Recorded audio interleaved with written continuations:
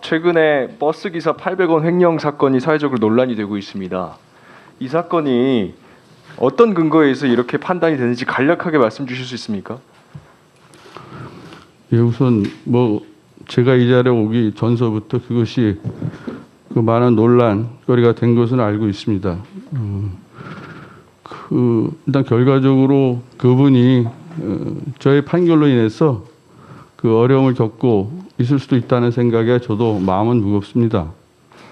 그래서 그 부분에 대한 의원님들이나 국민들의 우려에 대해서는 저도 10분 공감을 합니다. 혹시 이게 선례가 있습니까?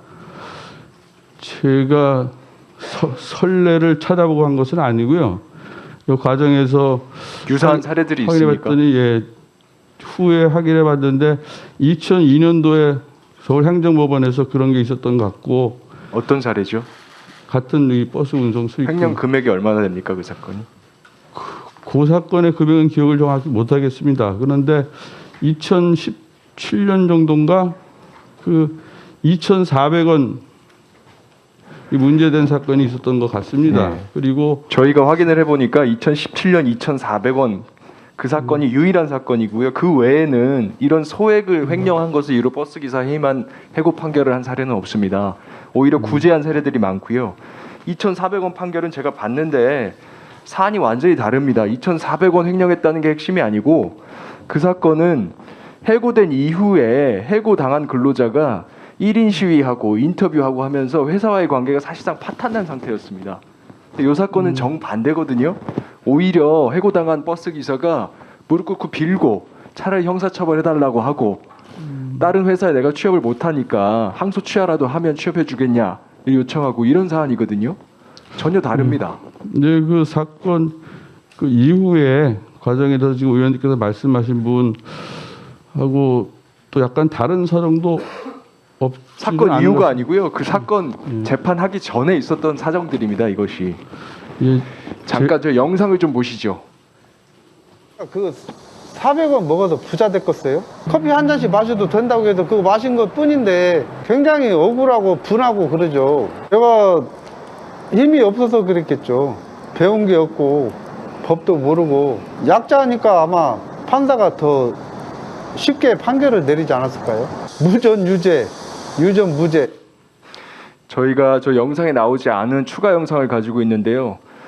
버스기사 이야기가 이렇습니다. 하루 벌어서 하루 먹고 사는 진짜 월급만 가지고 살아가는 사람인데 한순간에 직장을 잃어버리니까 정말 죽고 싶었다. 차라리 경찰에 고발을 해라. 그럼 내가 재판을 받겠다. 바짓가랑이라도 잡고 무릎에 꿇고 매달리고 그랬다. 이 사건으로 인해서 낙인이 찍혀서 10년 동안 직업을 못 구하고 있다. 막노동하고 쓰레기 줍고 이렇게 하면서 5가족 부양하고 있다. 아이들이 셋이 있었습니다. 혹시 알고 계십니까? 잘 모르고 있었어요. 재판 과정에서 심리는 안 하셨어요? 그 부분 기억이 좀 없습니다. 고등학생, 중학생 한 명씩 있었는데요. 가족들이 생계에 큰 타격을 입었습니다. 후보자님, 원래 재판하실 때 이런 부분들은 심리 안 하십니까?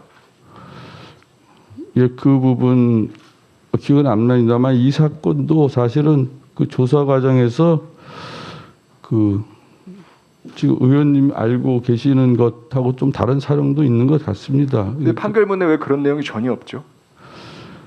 지금 후보자님께서도 대법관의 가장 중요한 자질로 균형감을 말씀하셨습니다. 이런 해고 사건에서 우리가 균형 찾아야 되겠죠. 두 가지 비교해야 될 것이 징계의 필요성, 또 한 가지는 징계로 인해서 입을 이 당사자의 불이익입니다. 그렇죠? 예. 두 가지에 대해서 충분하게 형량하셨습니까?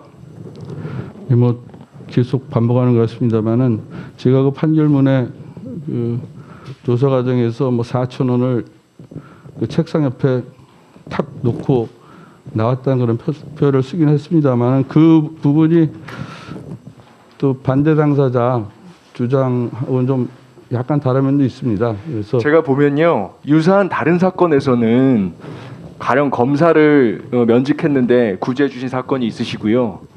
국가정보원의 고위 공직자를 구제해 주신 사건들이 있습니다. 향응받고 또 사실상 갈취한 사건들, 이런 사건들에서 구제해 주셨는데 그 사건들을 보면 그 당사자들의 속사정을 상세하게 심리를 해주셨습니다. 판결문에도 왜 이렇게 향을 받게 되는지 그 경위에 대해서 살피시고 이 면직 처분에 이래서 이 사람들이 받을 불이익에 대해서 다 설치를 하셨어요. 근데 이 버스기사 횡령 사건에서는 그런 걸 들여다보신 흔적이 전혀 없습니다. 그리고 이게 사회적으로 이렇게 논란이 되셨으면 충분히 성찰을 하셨을 법도 한데 제가 지금 질문을 해도 가족이 몇 명이었는지 이후에 이 사람 삶이 어떻게 되는지 전혀 알고 계시지 않습니다. 균형이 너무 없으신 거 아닙니까? 예, 뭐 그렇게 지적하시는 것은 제가 앞으로 제가 업무 이렇게 처리하면서 결과로 보니까요. 이렇습니다. 숫자로 그냥 드러나요. 국민들 보시기에는 사람 차별하는 대법관이 만들어지는 거 아니냐 이렇게 염려하실 수 있는 상황이라고 생각되지 않으세요? 예, 그런 우려가 있다는 점은 뭐 저도 공감합니다만. 네. 이런 부분들에 대해서 국민들께 뭐라고 말씀하시겠습니까? 예, 뭐 제가 오랫동안 재판을 하면서 그런 사건들을 포함해서 나름대로는 뭐 이것저것 가능한 범위 내에서 사정을 다 참작하려고 했으나 미처 살피지 못한 부분도 있었던 것으로 그런 것의 대표적인 사례로 이것들이 제가 굉장히 얘기되는 우려가 것 되는 같습니다. 것은요. 이상하게도 후보자님께서 항소심에서 뒤집힌 판결들이 대체로 한 방향을 띠고 있습니다. 교감을 파면한 사건을 구제해 주셨는데 항소심에서 뒤집혔고요. 대학 교수 해임당한 사건 구제해 주셨는데 항소심에 뒤집혔습니다. 거꾸로 항만의 현장 근로자들 집단 해고한 사건 해고 판결하셨는데 항소심에서 뒤집혔어요. 이렇게 오히려 사회적인 약자들을 배려하는 그런 따뜻한 시간이 필요하다 말씀은 하시지만 실제 판결은 사회적 약자들에 대해서는 별로 몰입을 안 하시고요.